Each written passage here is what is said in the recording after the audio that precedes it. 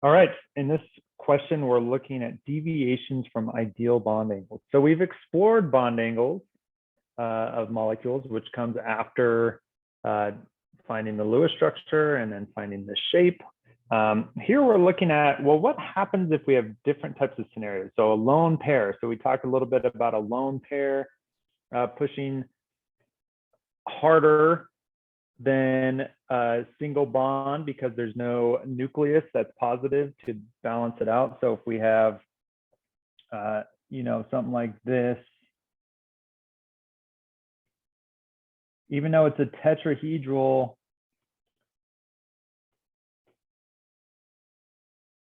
electron geometry, which would have 109.5, these actually end up being a little closer together because the push of this lone pair is greater than the single bonds.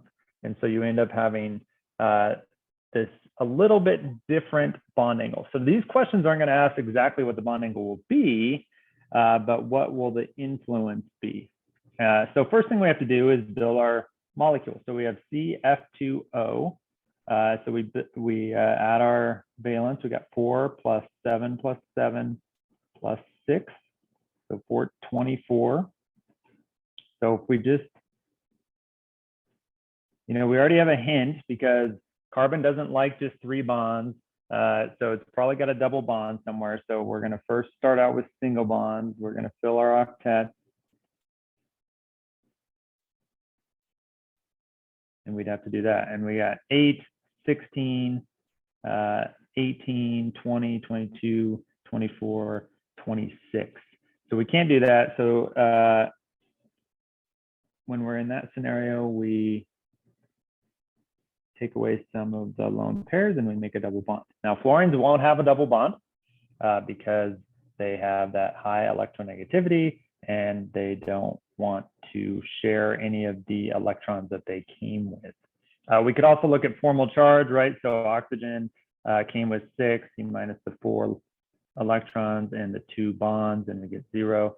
So now we're at, and carbon's got its 4 bonds, so we're at zeros all around with that double bond on the oxygen. So we're looking pretty good with our Lewis structure here.